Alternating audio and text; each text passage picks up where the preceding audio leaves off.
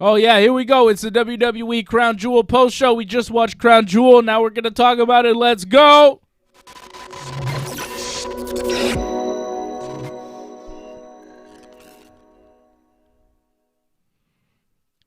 Oh. Yo. It's a Ringside Report Network special afternoon show. We don't usually do afternoon shows. Yeah. What's happening? Feeling good. Enjoyed Crown Jewel. It was all right. Decent Jewel. Nice Jewel. Shiny Jewel. Not bad. Is your mic all right? Are we hearing you? Give me a check again. Feels all right to me. How we doing? Looks terrible. Looks terrible. Yeah, I don't think we can hear you at all. Oh, no? Okay. How about now? I don't know what's happening. It looked good before. I don't know. Your volume looks real low. Give me a check. 1, 2. 1, 2, 1, 2, 1, 2. I don't know. Are we hearing him? I don't know. We'll see. Crown Jewel went down. We just saw the pay-per-view. Let me know if his mic is working or I don't know. It looks low on my end, but I can't tell. Too low. Yeah, I have no idea why. How's that? That feels louder on my end. It's louder on your end. I don't know. It sounds fuzzy as hell. I think your mic's busted. I think we need a new mic. 1, 2. Oh, so fuzzy. Give me again. How's that? That might be better. That sounds better. Sounds a little clearer. Yeah, I don't know. All right. We're having problems with the mic. So Crown Jewel, let's break it down. Da-da-da-da. Yeah. It was all right. 4 hours is too long for a wrestling pay-per-view, though. It's too long. I can't sit there for 4 hours and watch a wrestling show. 3 hours is good. 4 hours is a little much. All the video packages, too, just makes it a real slog. And they kind of, they're like, earlier in the night, Edge wrestled. Here's some highlights of that. It's like, we know we were there. Why were they showing us Edge highlight videos of the match that already happened before the main event? Like, why? Phil had more time. Why? Why can't we just kind of get to the meat of the matter? Why are we messing around?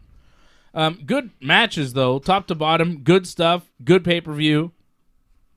I liked it. On 10, what are we giving this thing? I'd say like a solid 7? Yeah, solid 7. You know, there was one match that was very, very good. Everything else was good. You know, Edge and Seth Rollins, Hell in a Cell, the opener was very good. Very good. It was a high-level match. One of the best matches you will see all year. Went about to 30 minutes. Hell in a Cell. It was an all-out, tremendous wrestling match. I mean, so many big spots, a great story told, a lot of emotion. It was great. Especially for a Hell in a Cell match, which it's not easy to have a really good match in that environment. You know, it's usually just like a fancy cage match, but they really they went above and beyond in this match. Hit a lot of interesting spots. Yeah, I think it was one of the better Hell in a Cell matches that the WWE has done in a long time. You all right over there? Yeah, a little What's happening? I have seasonal allergies. Yeah. Please continue. I can't continue when this is going on. Well, what's going on over don't here? make me blowing my nose the focal point of the show. Well, it's like gonna be the. Oh, good God Almighty! What is happening over here? So, I'm trying to talk about Edge. I can't talk about Edge with this going on. Continue, please. I can't do that. Killing the. I have no choice. I lost my train of thought. It was a good match. Yeah, it was all right. That Seth Rollins spot where he went through the table. That was incredible. It was so long ago, it's hard to remember what the hell happened. It was the opening match. It was the best match. It was the best thing on the show. And then the rest of the show kind of happened. Kind of like a Dynamite Grand Slam. You know, you had that great match with Kenny and Bryan. Yeah. And then everything else just felt like an afterthought. Even if it was a good match and like a match that would stand out more on its own had it been placed before that major match with all the big spots. But due to the placement of the card, it loses a bit of its luster. Case in point, like the triple threat match between Bianca, Becky, and Sasha. Yeah. You know, that match was a good match, but we're already so tired from like everything that happened before. and especially the Edge and Rollins match, that it just didn't have as much luster as it would had it been placed earlier in the card. Yeah, it didn't have a lot of pop. It wasn't that exciting. You know, you saw Becky, Sasha, and Bianca. It was all right, but you know, that Big E Drew McIntyre match kind of killed the pay-per-view. It wasn't that great. It was kind of a predictable ending. Big E had just won the WWE Championship. Drew McIntyre's going over to SmackDown. You knew what was going to happen going into that match, and it kind of killed the momentum of the pay-per-view, and it just kind of started to drag. It was dragging, you know? Usos beat the Hurt Business in the pre-show opener, whatever. Edge Seth Rollins starts out the pay-per-view. Excellent match to start it out. That, like you said, the Seth Rollins spot where he was on the top rope. Edge pushes him off the top rope.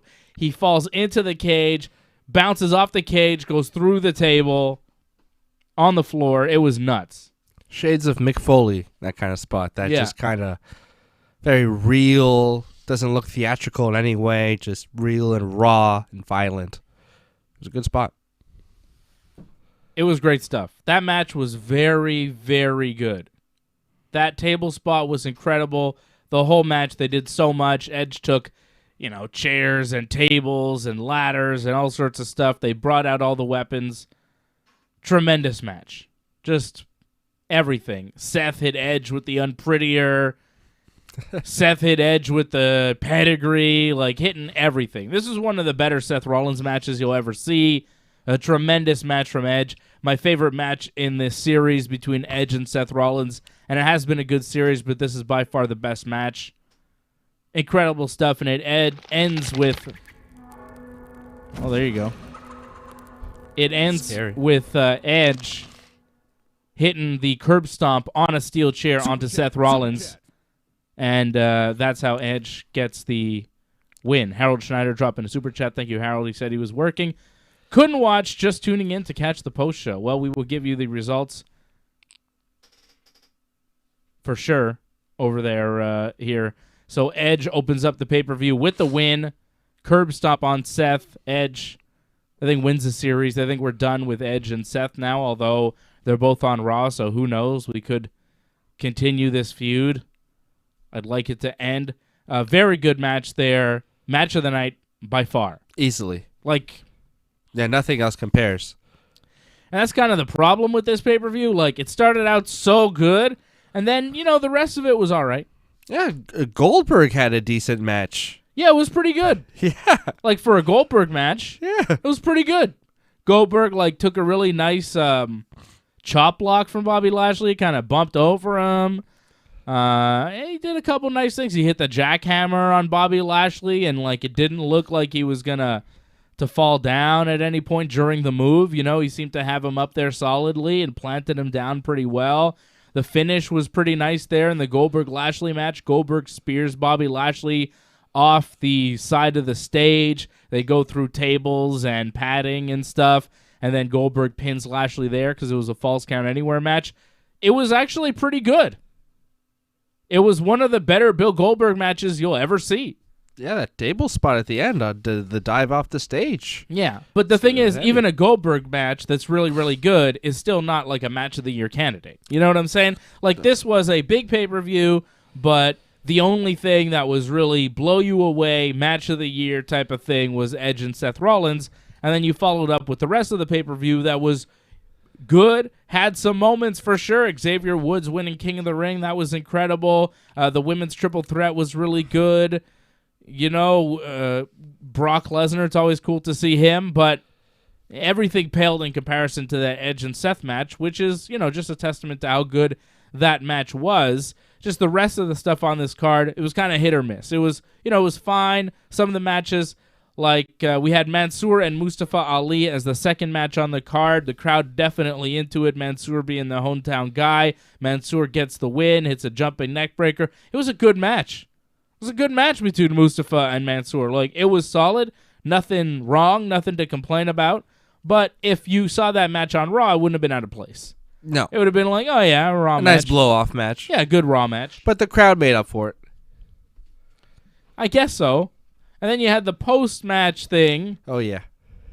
with a guy comes out wearing a karate gi with a red belt, and he's got like a headscarf covering his face. And then he comes out because Mustafa Ali loses the match and then attacks Mansoor. And then this karate guy comes out. You don't know who he is. I don't know who this guy is. And he gets in the ring. He reveals his face. The crowd pops.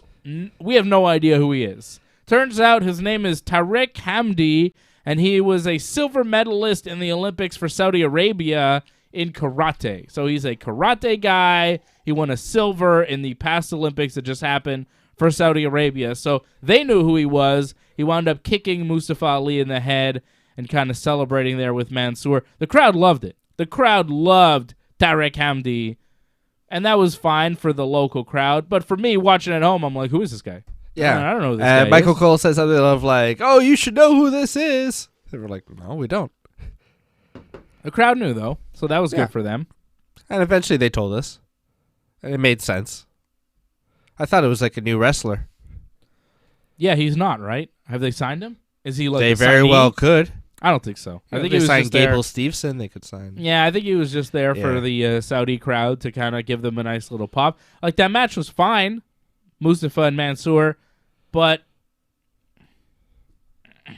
I think it would have had a hard time being match of the night in an average episode of Raw. You know what I mean? It wasn't amazing, right? No. But within the limitations. Yeah, it I was mean, good. I guess. You know, like, when it you wasn't- yeah. Like, it wasn't bad, No. but do you want to watch it again right now? No, but I don't regret it. It's like it has a very low ceiling of like how good it could be. Like it can't be a 5-star classic, but I was like, it could have been like a real snoozer, and it wasn't. So I don't know. Like it was enjoyable while it was there. So it's it's middle of the road. Yeah, it happened, and it was fine, and the crowd liked it. So, there you go. But there was a lot of that. It was like, yeah, it was fine. Like Goldberg and Bobby Lashley, it was, pretty good for Goldberg. And, if it was on Raw, it would have been probably match of the night. I mean, Goldberg doesn't ever wrestle on Raw, so I guess that was a special thing. It's like we get to see Goldberg.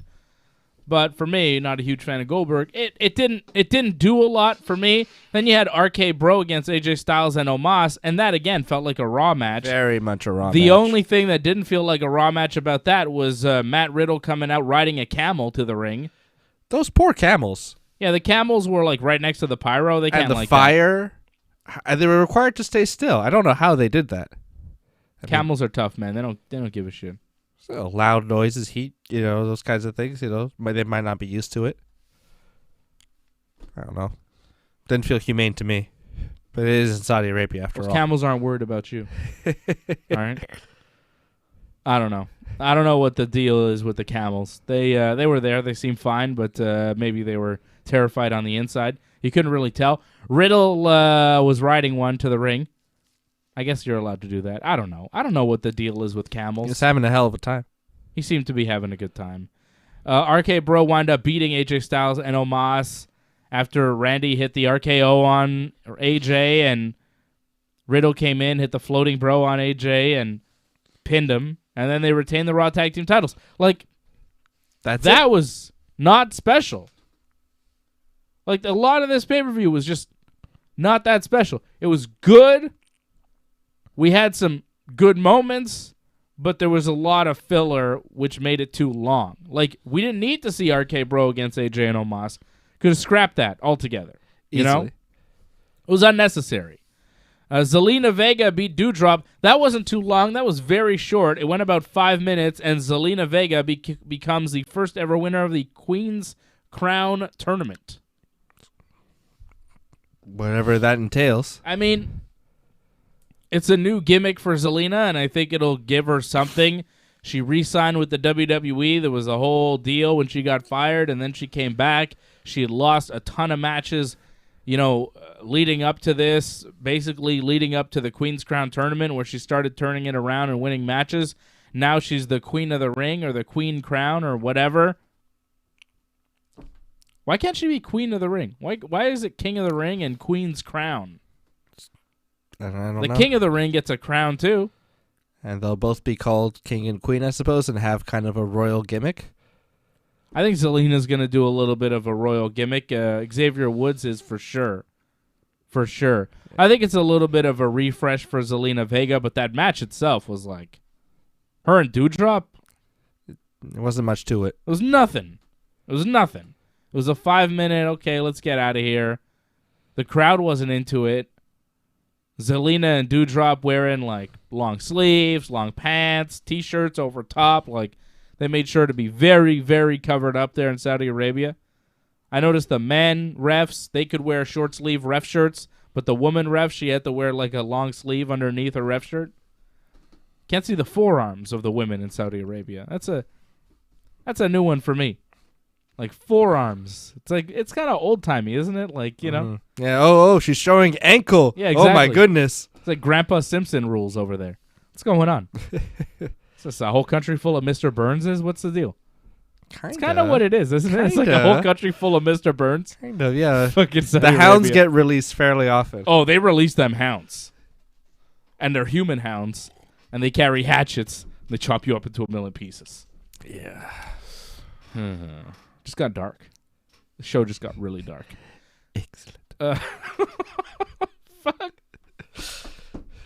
You know, like I've been saying about Saudi Arabia, like a lot of people want to attack Vince about going to Saudi Arabia and blood money and taking the money from Saudi Arabia and all that shit. Canada and the United States, and probably other countries, sell weapons, armored vehicles, all sorts of shit like that to Saudi Arabia.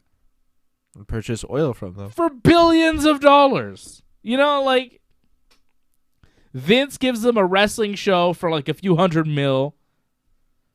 We sell them arms for billions. Like, who's really worse? And also, if your government is telling you by example, like the government is supposed to lead by example. And if the government is telling you, well, we're going to sell things to Saudi Arabia, we're going to sell them weapons and vehicles and all sorts of shit, why can't a wrestling promoter go over there and fucking sell them a wrestling show? Doesn't seem fair. Everybody wants to attack Vince because it's kind of public, and when we watch Crown Jewel, we're reminded of, oh yeah, Saudi Arabia, aren't they evil? But it's like, yeah, okay, but the governments are fucking doing business with them left and right, so you can't have it both ways, you know? Vince McMahon is a citizen of the United States. He's a fucking business owner. If the United States government does business with Saudi Arabia, why can't the WWE? Yeah, like you know? Those planes that flew over the audience, you know, at the start of the show that they showed. Yeah. Those were probably, we possibly, you know, paid for a couple of those. Well, I mean, we probably sold those to them, and they, you know, they, you know. How do you think fucking people make money in these countries?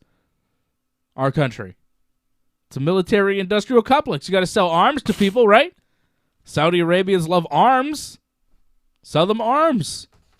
But don't show your forearms if you're a lady, because that's bad. It's too arousing. What a crazy world we live in. All right. Zelina and Doudrop. Let's get back to that, right? That's important. Yeah, enough of the geopolitics minute, but Who cares? It was interesting. Who cares about that? Let's talk about Doudrop. I like Doudrop. Zelina hit the code red to win the match. Amazing Red apparently is her cousin or something. That's like in the family, that move. Good for Zelina. Yeah. Nice to see. Goldberg beats Bobby Lashley. I don't think we're done there with Goldberg and Bobby. They're now 1-1 in the series. I think we'll probably see them wrestle each other one more time. Bobby's not dead. So Goldberg hasn't fulfilled his quest. Yeah, I thought Bobby was going to murder, or Goldberg's going to murder Bobby tonight. What happened about the murder? No murder. What's the matter? Goldberg scared to murder? Spear through a cushion, you know. It's not really killing the guy. Yeah. I like how Goldberg spears Bobby Lashley through that like thing at the end of the match. Bobby stays there dead for like a long time. Goldberg just gets up. Yeah. They both went through the shit. You would think Goldberg would be hurt a bit. No, he's fine.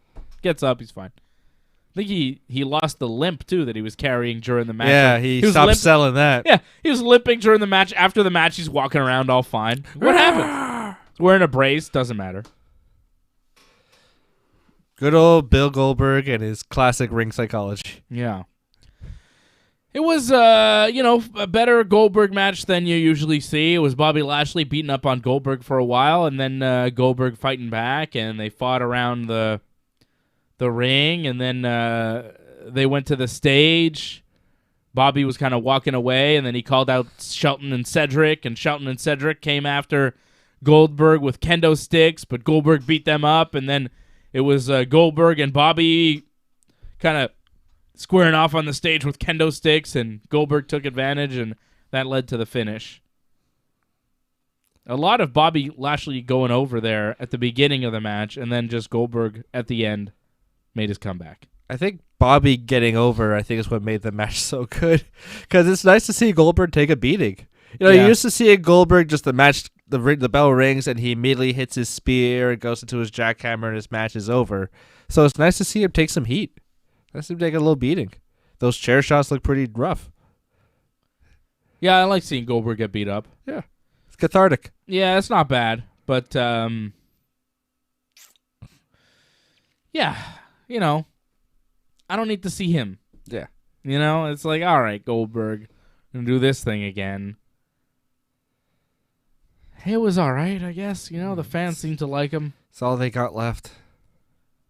Their Right? cupboard, their legend, their Attitude Era Legends cupboard is pretty bare. Yeah, they got nobody left. All they got is Bill. Old Bill. After Bill, we saw Xavier Woods beat Finn Balor in just under 10 minutes to become the new King of the Ring. It's pretty massive. Yeah, it was good. We didn't think it was going to happen. Yeah, I wasn't sure, man. I didn't think that they were going to give it to Xavier Woods. A lot of time the WWE, when something kind of gets over outside of their world, like this Xavier Woods push to become King of the Ring, he's really tried to, kind of push this on his own. This is more of a thing on his YouTube channel, more on the podcast, more of an Xavier Woods, brand story where he's legitimately the real guy, has always wanted to become King of the Ring, and now, he's finally in a King of the Ring tournament. It's not a WWE storyline, but the WWE kind of, they co-signed it. They said, okay, we're going to go with this Xavier Woods story, and we're going to make him King of the Ring, and they did. It was surprising. I thought that they were going to make Prince Balor, King Balor, and do something with him, kind of reboot him. But instead, they go with Xavier Woods, and I think it's great for Woods, for the New Day, for Big E, for everybody. But, especially for Woods. Like, Kofi's been WWE champion. Big E is WWE champion. What about Woods? And now Woods is King of the Ring. I think it's fantastic. And we saw a little bit of, what King Woods is going to look like when he's there, and he's got the crown, and he's telling the camera, like, I'm running the show now. I tell you what to do. All that kind of stuff. If I say cut to me on the camera, you cut to me. You're King Woods. Like, he's got a gimmick going. He's been thinking about this, and it's now in effect. So he takes power. I think we're going to see a fun reign here with Xavier Woods. I think it's going to be a fun run as King of the Ring. He's going to be good. Do you think he'll have a bit of like a heelish edge to his character? He'll be like a power mad king. Do you think they'll go in that kind of direction? And like Kofi will kind of be like, hey man, settle down. I could see that. Why not? And then like, the storyline will be like how to like deprogram Woods. Maybe, or Woods takes it. I don't know where they go with it. Maybe Woods is a babyface king at first, turns heel over time. I don't know. Because when you're the King of the Ring, especially at this point, you could go anywhere. You could be Cosmic King Barrett, and flail around in the lower card. You could be King Sheamus and have like a little bit of an upper mid card push from that, or you could be King Booker and go all the way and have like a huge run. All heels though. Well, King Woods could go that way. The King of the Ring gimmick is usually a heel gimmick. I can't think of any King of the Ring that did the gimmick as a babyface. Did Edge win it as a babyface? But like he didn't really. I think he got like injured right after. Maybe. Billy Gunn, I think, won as a babyface, but nothing happened. Angle was a heel. Zelina's going to be a heel queen. I think Woods could be a babyface king. It could be a benevolent king. Because him and Kofi are staying on the same brand. I think Kofi just is there encouraging Woods, and Woods is just the king of the ring as a babyface still with New Day. I think that's what we're doing. Hopefully. We'll see. We'll see. But I think it's going to be fun. No matter what, it's going to be fun. And the WWE did something very, very right there. That was a very good booking there. That's what you have to do.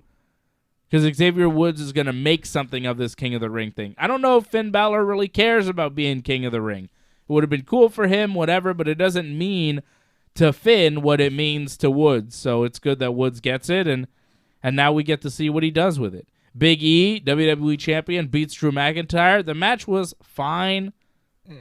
About 14 minutes. It was, all right. But after seeing Woods win the King of the Ring, you realize now you're like 3+ hours into this pay-per-view. You're into the 4th hour of this thing now. It started to get long. And when you have this match with Big E and Drew McIntyre, which really has not very much heat, no one really cares about Big E versus Drew McIntyre. This is hard to watch. Like, the match was fine. They did a good job. They wrestled hard, but, Big E took a nice overhead belly-to-belly suplex on the outside. Drew McIntyre's a big, strong guy. They did some cool stuff. Big E showed some fire. He was impressive as a WWE champion. Hit the nice big ending there at the end. Hit a spear on the outside. Did the whole thing. But just the placement on the card of this match, and, it's like, okay, well, this is one match here. Then we got the women's triple threat. Then we got Brock Lesnar. Like, we just got to get through this. come on now. Yeah, finish it up. You just wish you could press a button to skip ahead 30 seconds. That's why, 3-hour or 4-hour pay-per-views it's too long. 3 hours is good. 4 hours, it's like, what? Why are we doing this again? That's honestly what I thought while watching this. I was like, are we doing 4-hour pay-per-views again? I thought we figured out this is a bad idea. No, pal. I don't know. And I think that the Big E Drew McIntyre match lost a little momentum and lost some interest there because the pay-per-view had been running for so long at that point that and this match, no one cares. Drew's not winning. Big E just won. Drew's a babyface. If Drew would have won, it would have been horrible. He's a WWE champion and he's going to SmackDown and he just took it away from a babyface champion. Like, what? It would have made no sense for Drew McIntyre to win. So you're going into this match knowing that Big E's going to win. There's no real animosity between the two. They're both babyfaces. It's just Drew losing to Big E to kind of make him look good. And then you move on. So I didn't like that. I don't think you really needed this match on the card, and if you did, maybe put it earlier and dump some other stuff that was on the card. Like, I think you could have dumped the RK Bro and Omos and AJ Styles match. Like, that was... I know Randy Orton's a star, and people like to see him, AJ Styles and everything, but that was kind of pointless, Should we talk about, though, Omos's colorful language? Oh, yeah, I think Omos he was yelling at Randy at one point during that match. I think he called him the N-word. I'm pretty sure he did. Yeah, we rewound it a couple of times, and it sounded like Omos accidentally, in the heat of the moment, was like saying, "You think you're strong? You think you're strong? You." And I was like, "Whoa, what did he just say?" Yeah. And you kind of went back, and you're like, "Oh, well, Omos can say that, Kind of funny he's saying that to Randy, I guess. It's strange. I wonder if he gets in trouble for doing something like that. Yeah, because one of the things I think they tell wrestlers is always think you're on camera and as a watch your what you say kind of thing. And I know that doesn't always get you'll see Roman Reigns going let's fucking go but It's something else. It's a bit different. I mean, if it was Randy saying it, it'd be like, oh shit. Oh yeah, that'd be bad. That'd be bad. It'd be over for Randy, yeah, I think.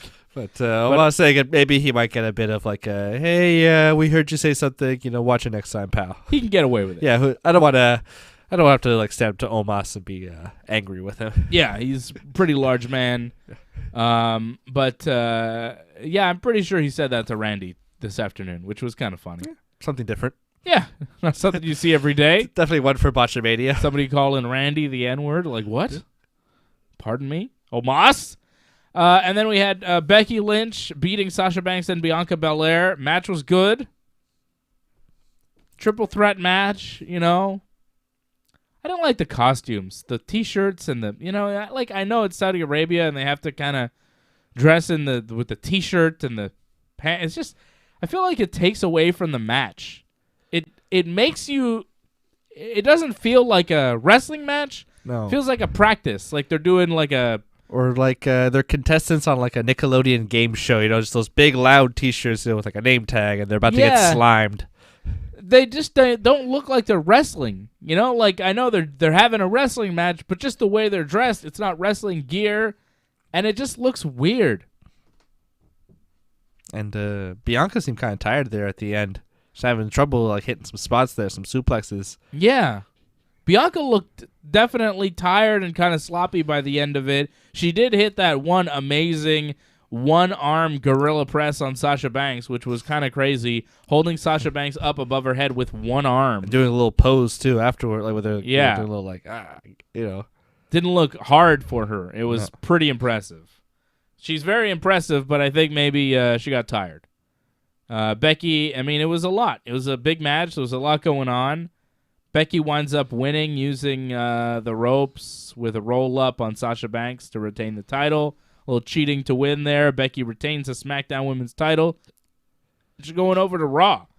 So Charlotte Flair is the Raw Women's Champion. She's on SmackDown now. Becky Lynch, the SmackDown Women's Champion, on Raw now. You expect them to just swap belts and move on from here.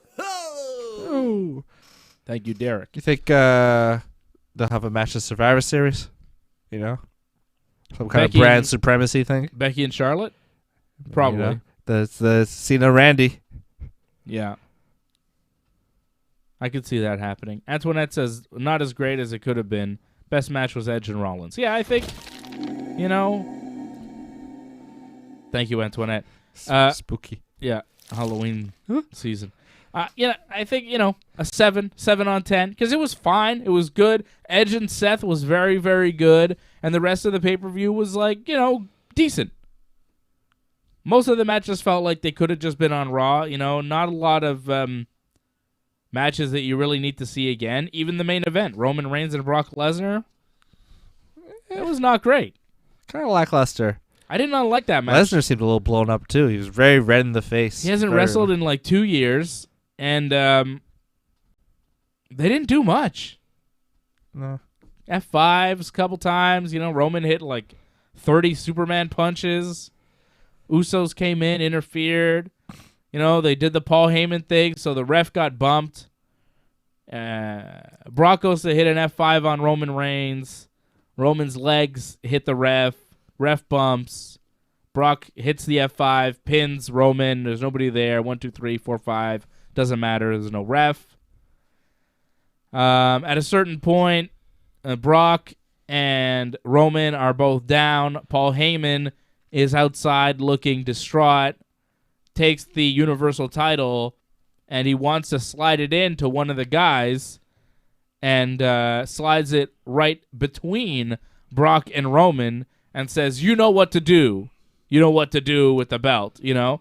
So it's still not clear if Heyman was with Brock or Roman. In that moment, it kind of seems like Heyman is playing them against each other. I think that's what we're supposed to understand, is that because that was the only true moment in this whole story where you got an idea of where Paul Heyman's allegiance lies, because I feel like there you go. I feel like you know, it's been unclear. Like Brock has been saying Heyman's still with me. Heyman's been saying no, I'm not. The Usos and Roman are like, Heyman, are you with Brock? And he's like, no, I'm with you guys. So it seemed like Brock was just kind of planting the seeds of doubt, and Heyman was really with Roman. But tonight, you saw Heyman kind of playing both sides, kind of playing Brock and Roman. So it seems like Heyman is probably telling Roman, like, yes, I'm with you. I'm not with Brock. And maybe he's telling Brock, I'm with you. I'm just not going to tell Roman. and, we're really on the same team still. And when Heyman slid the belt in between them and said, you know what to do, without saying to who,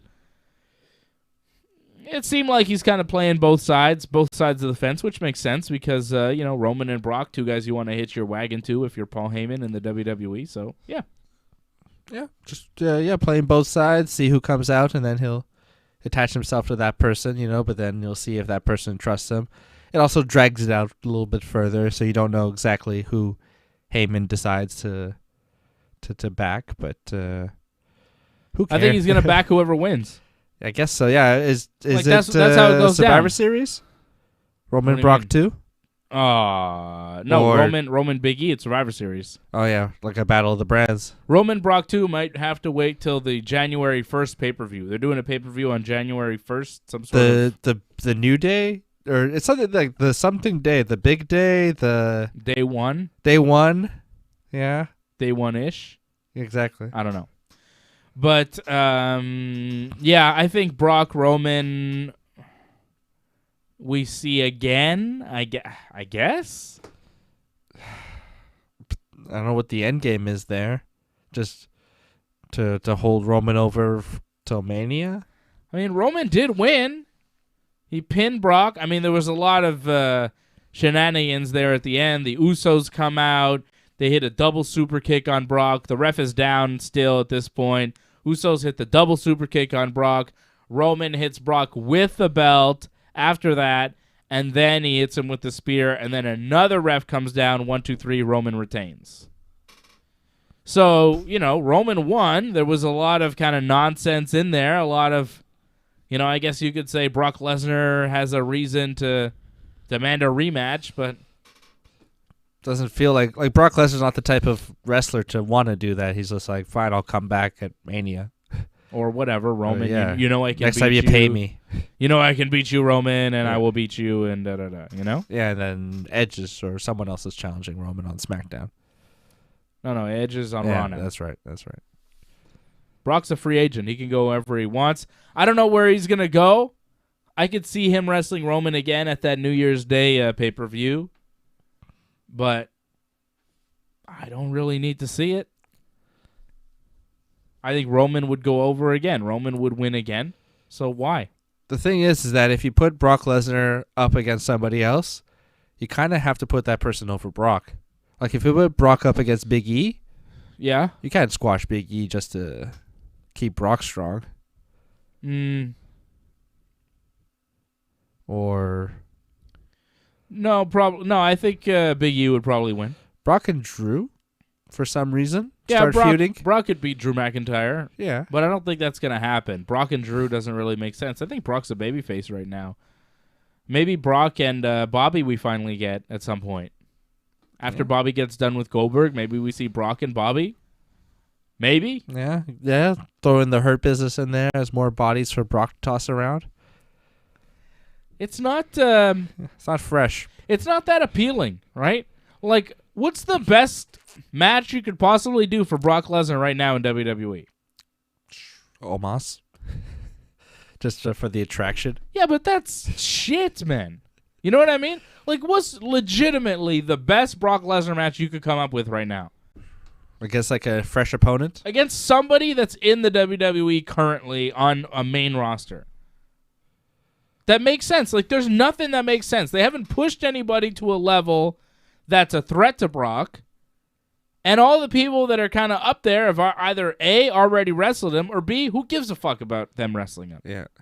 Bobby Lashley's really the only one where you're kind of like, oh, MMA background, kind of, something. They're similar style wrestlers. It would be interesting. I think Bobby's really the only one that could possibly be a big match for Brock, other than a Roman rematch. He's wrestled Seth a million times also. No use bringing Cena back. Or definitely not Goldberg. We've seen that enough times. No Brock Goldberg. That's ridiculous. No Cena, Brock, nothing like that. Like, no. None of those. Brock and AJ have wrestled also. That was a decent match. There's nothing they can improve on there. Big E? Yeah, I guess Big E and Brock. Yeah. Just to give Big E the win over Brock. I'd rather get Big E against Goldberg because I know Big E has wanted to wrestle Goldberg for a while. Have Big E beat Goldberg. If Goldberg's going to come back, which I think he will, wrestle Bobby one more time. But then after that, maybe he wrestles Big E. Maybe Goldberg beats Bobby and then he takes on Big E. Maybe. Royal Rumble, perhaps? I don't know. Riddle's always wanted to wrestle Brock, but Brock and Goldberg, like, they just keep bringing him back. it just gets, diminishing returns. That's it. It doesn't get better over time. It's starting to get worse. Like, Brock today was, all right, but It's not something you want to build around anymore. well, they can't really. They can't. Yeah, I mean, it's tough, man. When you look at Brock Lesnar in WWE, not that many big matches for him left. Bobby, Omos, You know who'd be a good matchup for Brock Lesnar? Xavier Woods, Minoru Suzuki. King Woods. Yeah, well, that'd be fun, but it's not happening. The Forbidden Door. Yeah, they're not opening that door to the WWE anytime soon. That would be a cool match, though. I will be back here real soon. I'll be back here at 8. Yeah. All right, show's over. I'll be back at 8. This is our WWE Crown Jewel post show. Shout out to Anthony McDonough. He says it's 9:20 in the UK, not 5:20 for a change. Yeah, good pay-per-view time for all our friends in the UK, all our friends in Saudi Arabia. A lot of people here in North America were working when this thing was going on. Started at noon on a Thursday afternoon here, our time. I'll be back here 8 p.m. Eastern time here tonight with Freddie and AJ to talk a little MMA. We're going to preview the UFC show. We've got Paulo Costa against Marvin Vettori on Saturday night, and Costa can't make weight, so they're bumping it up. I don't know. There's some sort of controversy with Paulo Costa's weight. We'll talk about that. We'll give you our picks for the fights on Saturday. Fedor is fighting on Saturday too, so we'll talk about that and everything else happening in MMA coming up at 8 o'clock Eastern time here on the Ringside Report Network, and I will be back here tomorrow night as well for some more wrestling talk after SmackDown at 10 p.m. Eastern time, right after WWE Smackdown in Wichita, Kansas. Ooh. Everybody going from Saudi Arabia to Wichita. Big trip for the WWE roster. I do believe they're going to be taping 2 episodes of SmackDown as well tomorrow. So it's a lot. It's a lot for them going to Saudi Arabia, doing the whole trip, doing the show, flying back right now, having a show in Wichita tomorrow where they're not only doing one show in Wichita, but they are taping 2 episodes of SmackDown because next week's SmackDown was supposed to be somewhere, but it got canceled because of COVID. So they had to do a double shot in Wichita, which they're taping tomorrow night, which will be fun for all the wrestlers. Yeah, there'll be a lot of promos, I think, on these SmackDowns. Video packages and everything, and this time you can't really blame them. They're giving the guys a break, so that's good. Let's hope so. All right, I'll be back here in like 3 hours for Ringside Report MMA with AJ and Freddie. Okay? See you again for Ringside Report MMA later tonight.